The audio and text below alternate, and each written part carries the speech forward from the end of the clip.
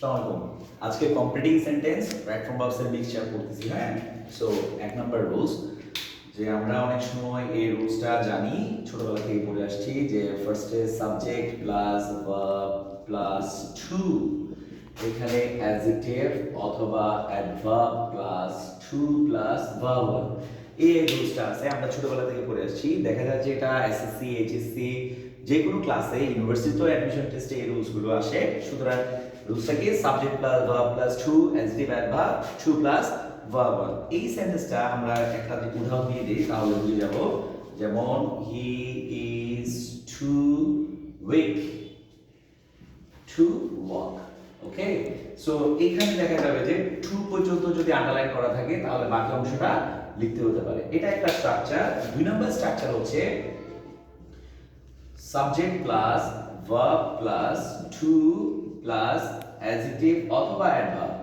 এই অ্যাডজেক্টিভ অ্যাডভার্বের পরে যদি একটা প্রেপোজিশন থাকে ফর, ঠিক আছে, ফর যদি প্রেপোজিশন থাকে তাহলে subject plus verb plus to adjective adverb for, এখানে একটা অবজেক্টিভ প্রোনাউন আসতে পারে, এরপরে আপনার টু প্লাস ভার্ব হবে। এই রুলসটা খুব ইম্পর্টেন্ট। এই রুলসটা খুবই ইম্পর্টেন্ট যারা এসএসসি এবং এইচএসসি তে আছে তাদের জন্য। যেমন উদাহরণটা এটা কি হবে, যে হি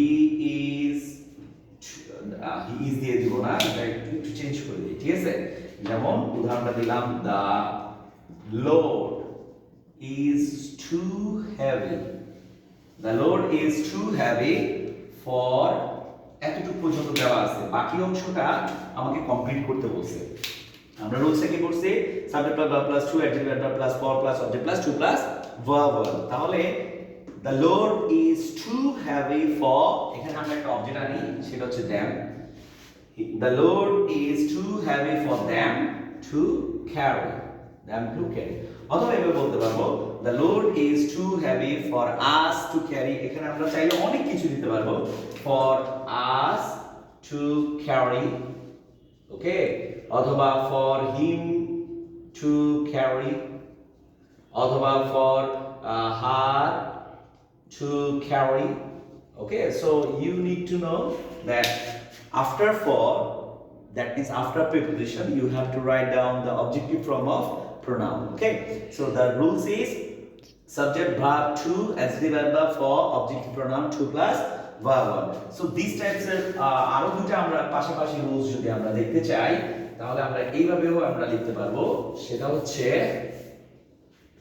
so that rules number 3, যেমন subject plus verb plus so, adjective or adverb plus that, দ্যাটের পরে আমরা subject plus verb, verb plus object. Okay, এখানে মাথায় রাখতে হবে এই ভার্বটা এবং এই ভার্বটা যেন একই টেন্সের হয়, হ্যাঁ, প্রেজেন্ট হলে প্রেজেন্ট, পাস্ট হলে পাস্ট, ওরকম।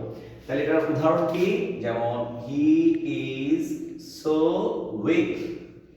আমরা একই উদাহরণ নিচ্ছি যেন আমরা এটা বুঝতে সহজ হয়। He is so week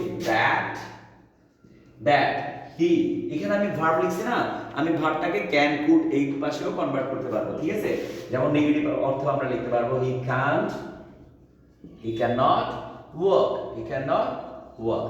so আমরা যদি স্পেসিফিক্যালি একদম কারেক্ট ভাবে আমরা এই সেন্টেন্সটাকে স্ট্রাকচার করি, এভাবে লেখা যাবে subject plus so plus adjective অথবা adverb plus that plus subject plus can অথবা could plus একটা not, তারপর ভার্বের রেস্ট হবে।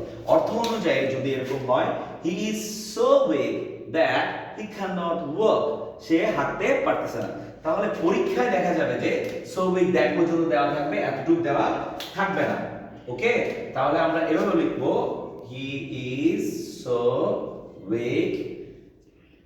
এখন প্রশ্নটা হচ্ছে, এখানে যদি আমি, এখানে ইজ আছে, এখানে যদি আমি ওয়াজ দেই, এখানে ইজ আছে, এখানে যদি ওয়াজ দেই, তাহলে কি কি ইমপ্যাক্ট হবে পরবর্তী ক্লজে?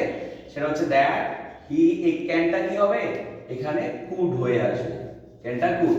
তাহলে he is so weak that, he was so weak that he couldn't walk. Okay, এটা আবার আমরা এটার আরেকটা রুলস আমরা জানি, যে 4 নাম্বার যদি লিখি সেটা হচ্ছে